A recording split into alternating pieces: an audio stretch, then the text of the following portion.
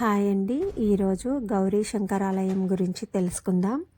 గౌరీ శంకరాలయం తెలంగాణ రాష్ట్రం కరీంనగర్ జిల్లా కేంద్రంలోని పాత బజార్లో ఉన్న ఆలయం.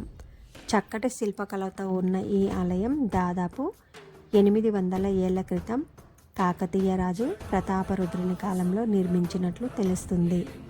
ఈ ఆలయం 1295 1323 మధ్యకాలంలో ప్రతాపరుద్రునిచే నిర్మించినట్లు తెలుస్తుంది. గర్భాలయం చుట్టూ కూర్చొని అభిషేకాలు చేసుకునే విధంగా గర్భాలయం, అంతర్గర్భాలయం బయట రాతితో షోడశ స్తంభ మండపాలను నిర్మించారు. ఆగమ శాస్త్రం ప్రకారం ఆలయ పునర్నిర్మాణం చేపట్టారు.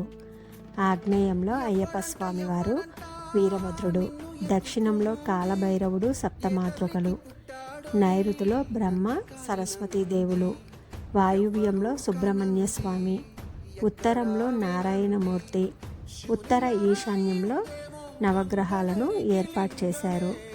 కంటెంట్ నచ్చితే మన ఛానల్ సబ్స్క్రైబ్ చేసుకొని వీడియోస్ అన్నీ కూడా లైక్ చేయండి. ఓం నమ శివాయ.